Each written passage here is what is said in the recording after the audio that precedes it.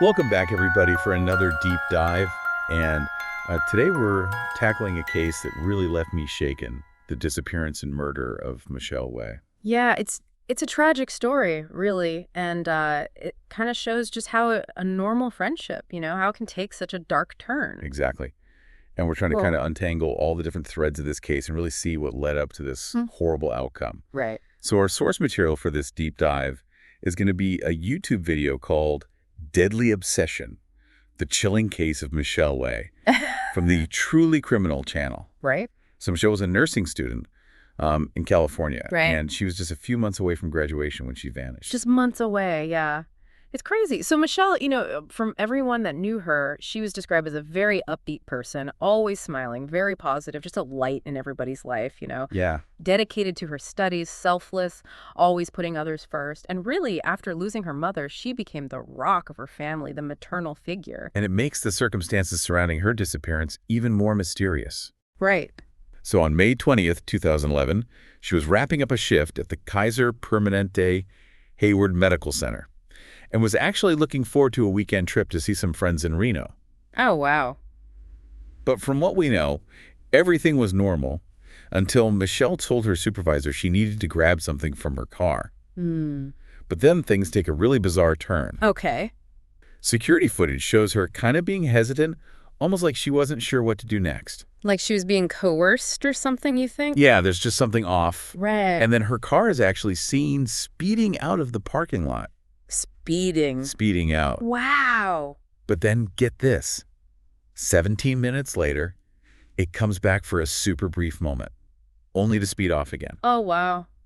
That's strange. Like something or someone was in control of her actions, influencing her? That's exactly what I was thinking. Wow. It's chilling, really. And when Michelle's coworkers realized she was missing, it was clear that something was really wrong. Yeah, because this was totally unlike her. Yeah. So the investigation quickly uncovered some disturbing details. So they found blood in Michelle's parking spot, Oh, my gosh. and her car was found abandoned less than a mile away. Less than a mile away. Yeah, pretty close. Yeah. Her laptop was inside, but so was a stolen ID card from Samuel Merritt University. Samuel Merritt. Yeah. But she didn't have any connection to that university. No connection whatsoever. Okay, that's odd. It's a very strange detail. It's Yeah. like all these random pieces of the puzzle are starting to come together, Yeah. but it's not clear how they fit. Exactly. And then there were all these phone calls and messages supposedly from Michelle, but each one told a different story. Really? Yeah, like a flat tire, already back in Reno, needing a break from social media. It's like a web of misinformation. So it's almost like someone was intentionally trying to mislead the investigation. Right, but who? Yeah, exactly. As the investigators delved deeper into Michelle's life, one name kept popping up: Okay. Giselle Esteban. Giselle Esteban. So Giselle and Michelle had actually been pretty close friends, even roommates at one point. However, Giselle had a history of, a little obsessive behavior. Okay. And it all stemmed from a past relationship with a man named Scott. Okay. So Michelle and Scott, they had gone on a few dates, nothing serious. Right. But then he actually started dating Giselle. Mm-hmm. But Giselle got really fixated on this idea that there was this deeper romantic connection between Michelle and Scott that just never actually existed. Oh, wow. So this fixation, I think it morphed into a really unhealthy obsession. Right. And Giselle began targeting both Michelle and Scott with all these disturbing text messages filled with accusations, anger, and even threats. Oh, geez. Yeah, one message to Scott really stood out to me. She wrote, "It's the only thing that will convince me you are trying to be better. Otherwise, be prepared to be held accountable for your bad actions and decisions." Wow. It's scary to think about, like the level of control she's trying to exert. Absolutely. Yeah. And it wasn't just Scott that she was, focused on. Right. Her messages to Michelle were equally troubling. Like what? Like one example, she said, "If you were really anybody's friend, mine or Scott's, you would just expletive off and leave my family alone." This wasn't just her venting. No. It was a clear threat. Definitely. And you know what? We actually have an audio recording of one of Giselle's outbursts where she directly threatens both Scott and Michelle. Oh, wow. Really? Yeah, and Scott had the foresight to record one of their conversations. Smart. Yeah, and her rage and her jealousy are palpable. Yeah. It's like a chilling example of how quickly An unhealthy obsession can turn dangerous, Absolutely. and her actions went way beyond just words. Okay. Remember that stolen ID card that we talked about earlier, the one found in Michelle's car? Uh-huh. So security footage from the nursing school actually showed Giselle using it to get into the building just a few days before Michelle disappeared. Oh my gosh. Yeah, she was seen snooping around, checking computers, files.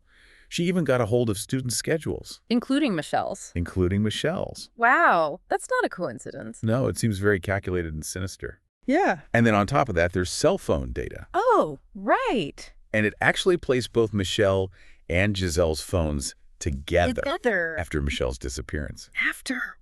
Wow. Giselle was even caught trying to unlock Michelle's iPhone at an Apple store, claiming it was her daughter's. Oh my goodness. That's crazy. Yeah, it's just another strange detail. Yeah. So this was a major turning point in the investigation, right? Yeah.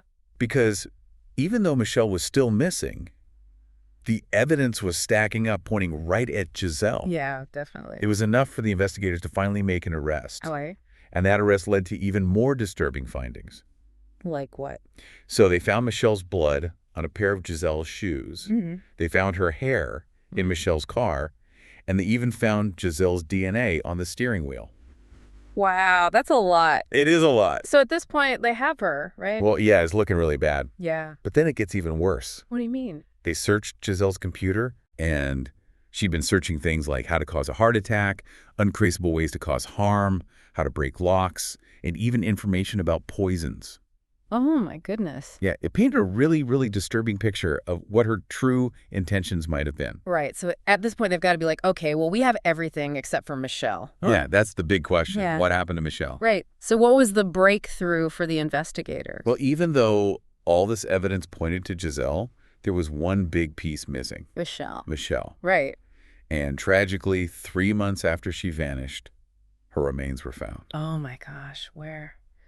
In a shallow grave. Oh, my God. About 12 miles from Giselle's home. Oh, wow. So this must have been absolutely devastating for her family and friends who had been, desperately searching for her, clinging to that hope that she was still alive. Absolutely. It was a heartbreaking discovery for everyone that knew her. It's just unimaginable. Yeah. So with all this evidence against Giselle, what happened next? Well, in September 2012, Giselle went on trial for first-degree murder. Okay. She admitted to killing Michelle, but claimed it was an accident. Oh, really? Yeah, a heat-of-the-moment act of self-defense. Self-defense? This she was provoked by Michelle. But with all that evidence. Yeah, well, the prosecution saw it very differently. Okay, what was their theory? They argued that Giselle had meticulously planned Michelle's murder, Wow. driven by years of pent-up jealousy and rage. Oh, jeez. They pointed to the text messages, that chilling audio recording, and her internet searches as proof of her intent to harm Michelle. So they believed that Giselle had lured Michelle to the parking lot that night and attacked her. Yeah, with a sharp object, probably, before disposing of her body. And the physical evidence backed up their theory, right? Right. The blood, the DNA, the stolen ID card, those internet searches, it all pointed to Giselle's guilt. Right. The prosecution also highlighted Giselle's actions after the murder as proof of her, manipulative and calculated nature. Like, what do you mean? Well, remember those conflicting stories she planted in her attempts to unlock Michelle's phone? Yeah. It seemed like a clear attempt to cover her tracks and mislead the investigation. Wow. The prosecution argued that these actions weren't consistent with someone acting impulsively in self-defense. Right. Instead, they pointed to a cold and calculating individual, even using the term sociopath. Oh, wow.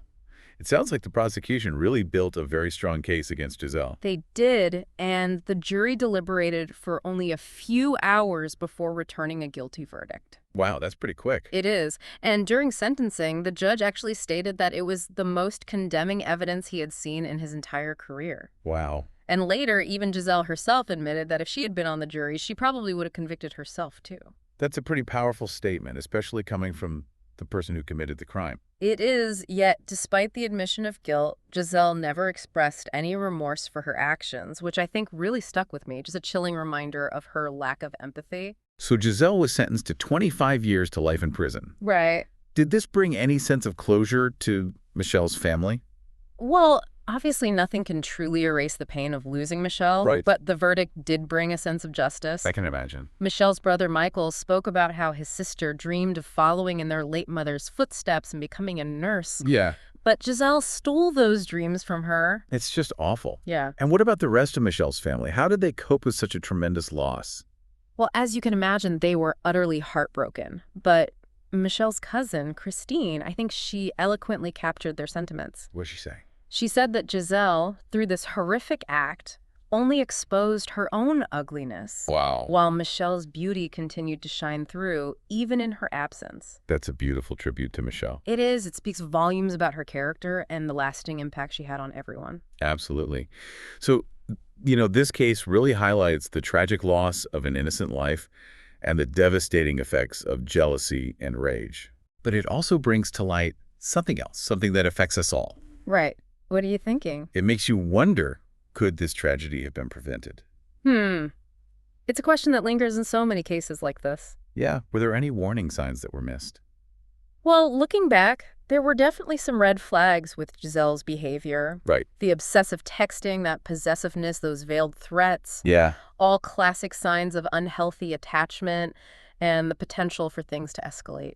So what can we learn from this? How Yeah. can we as individuals and as a society, better recognize and address these warning signs before it's too late? It starts with awareness, really.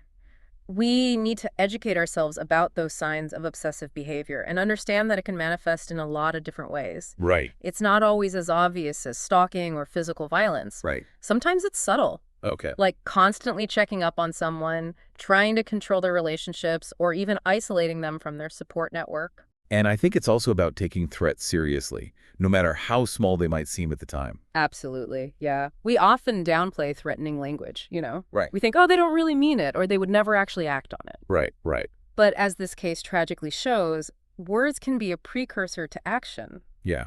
We need to foster a culture where threats aren't dismissed, but addressed with intervention and support. And it's not just about recognizing the signs in others. It's also about being self-aware. All right. And seeking help if we are struggling with those unhealthy attachments or obsessive thought patterns. Definitely, yeah.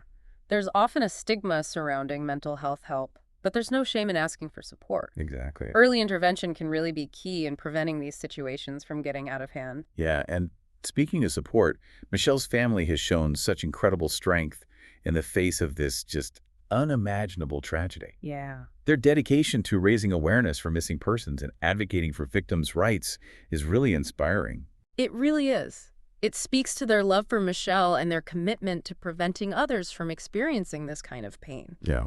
Michelle's father actually shared a memory how he never asked his daughter to spend Father's Day with him Really? because she was always so busy. Wow. And now he just wishes he could go back and ask her for just one. It's a reminder to really cherish every moment with our loved ones and never take those connections for granted. So granted, yeah. So while the pain of Michelle's loss will probably never fully go away, her family finds comfort in keeping her memory alive. Right. They want the world to remember her not as a victim, but as the vibrant, caring, selfless person she was. Absolutely. And Michelle's cousin, Christine, she said that Giselle's actions only revealed her own darkness, Right. while Michelle's light continued to shine, Yeah. even in her absence. Yeah. It's a beautiful tribute. It reminds us that even in the face of such darkness, there's always light to be found, We can choose to focus on the positive, celebrate the lives of those we've lost, and work towards a future where these tragedies are prevented. Well, that brings our deep dive into the chilling case of Michelle Lowe to a close. It's a story that really underscores the importance of awareness, intervention, and support when it comes to obsessive behavior. And it serves as a reminder that while evil exists in the world, so does incredible resilience, love, and the pursuit of justice. Thank you all for joining us on this journey. We hope this conversation has been insightful and encourages you to stay informed, stay vigilant, and stay compassionate. Until next time, take care.